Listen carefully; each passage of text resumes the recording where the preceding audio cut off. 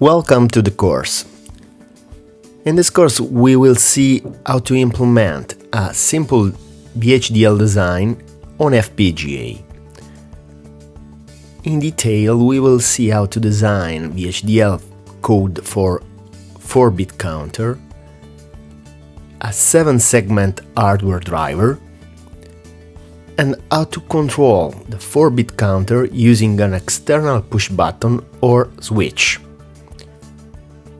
Then we will see how to implement the bounce code for the external button. In the next slide we will see what I mean when I say the bounce code. So we will implement a control for a 4-bit up counter that drives a 7-segment LID using an external button or a switch. Design will be implemented on a DA0 Altera board. We will use Modelsim to simulate the VHDL design, and of course use Quartus II to lay out the VHDL design on the FPGA. Let's going to understand what will be the circuit that we are going to implement into the board. This is the representation of what we will going to implement. There is a button or switch connected to an edge detector that detects the rising edge of the pulse, that drives a 4-bit counter connected to a 7-segment driver that drives the 7-segment LED. The board is the DA0 board. This is the push button, and the manual switch is connected, simply connecting this point to ground. The schematic of push button is, if you open the schematic of the DA0 board, is this one. The circuit is simply this one. So when you when you push the button, you connect this point, that is this point, to ground, and the capacitor will filter all the bouncing of the connection. The manual switch is this point, the GPIO1D0, or this point of this connector, and we emulate the switch connecting this point to ground. Ground is here. Of course, you can see that when the switch is open, the pin is floating. So we need to instantiate the pull-up resistor inside the pin in order to drive the input when the switch is open. The LED circuit is this one, so the pin is connected to a resistor that drives the LED. So if you want to turn on a segment, you have to drive the pin low, as you can see, because this is VCC. This point, if this point is high, the LED is off. When this point is connected to ground, the LED is on. The rising edge detector is a simple circuit that detects a rising edge of an input signal. So if we have the input signal here, the input is latched by this flip-flop on the rising edge of clock. The second one, delay of 1 clock cycle, and then at the output of the inverter we have the inverted waveform. If you remember the truth table of the AND gate, you can see that the output is 1 when the two inputs are 1. So The output pulse is 1 when the input of the AND gate is 1. So in this case, and the output goes high for 1 clock cycle, detecting the rising edge of the input. This is the VHDL code of a rising edge detector. Input clock and reset, then the input signal and the output pulse. 2 flip-flop, 1, 2. On reset, all the flip-flop are 0.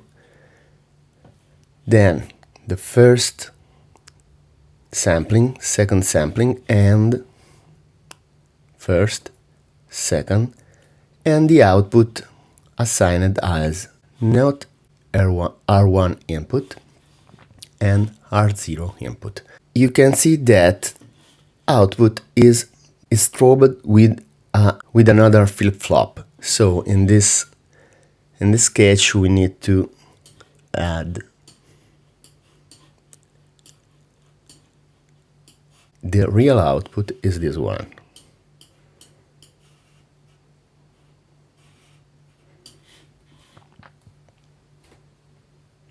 In this slide, we will see how to drive a 7-segment LED.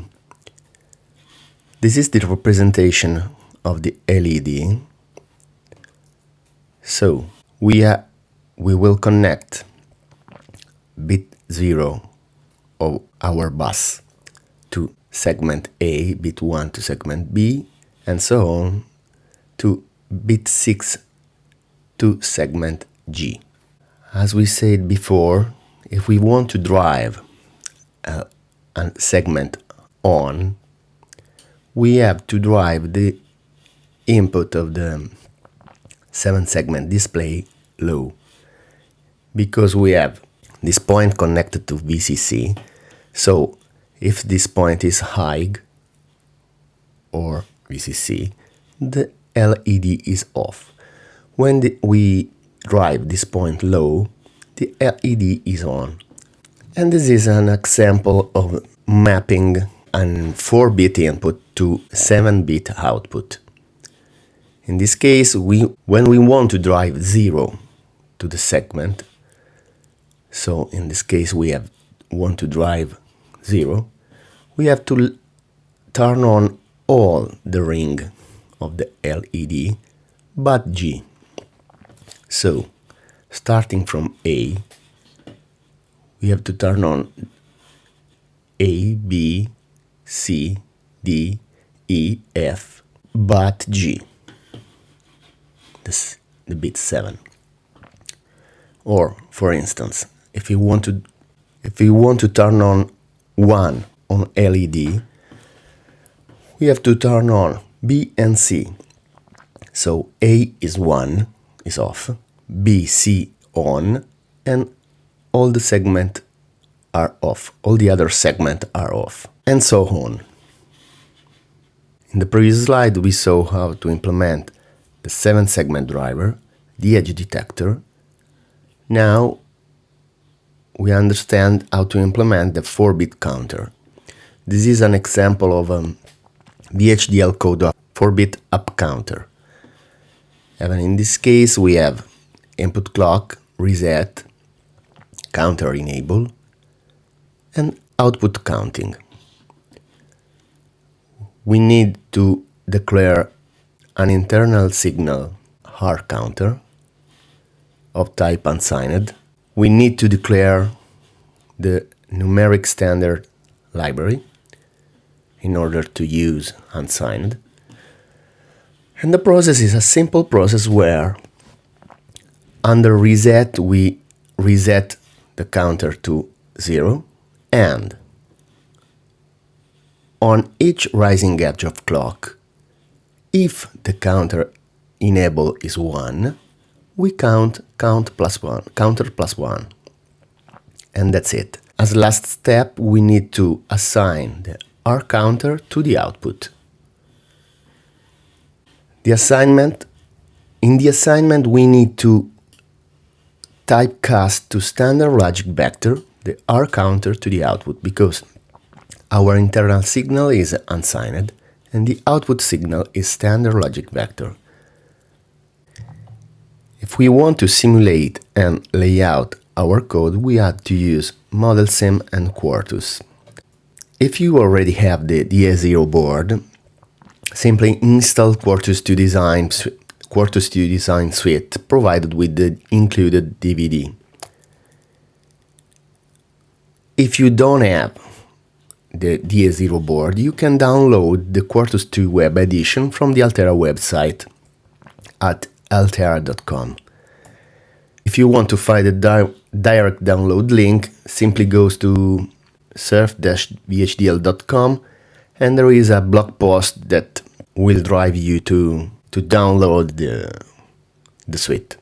Then use Quartus II 9.0 if you want to lay out on the DA0 board, because the 9.0 Quartus version is fully compliant with this board.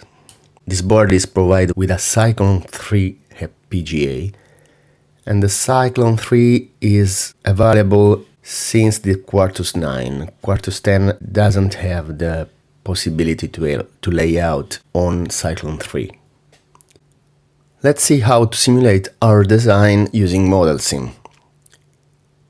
If you installed the Altera Quartus II Design Suite, in the web edition, Altera will provide you a free Modelsim license restricted to the Altera components. You don't have to worry about this, because you can simulate all your VHDL code and all the Altera macro. Of course, if you want to simulate a Xilinx macro, you can't use this free license. But in this case, we don't have any problem. So, if you want to simulate with Modelsim, you have to set the simulation folder and check if the library work exists. If the library doesn't exist, you need to create the work library using the command vlib work, and then compile your files. Start simulation using vsim, add the signal to the waveform window, and run simulation. We will see all this step with an example.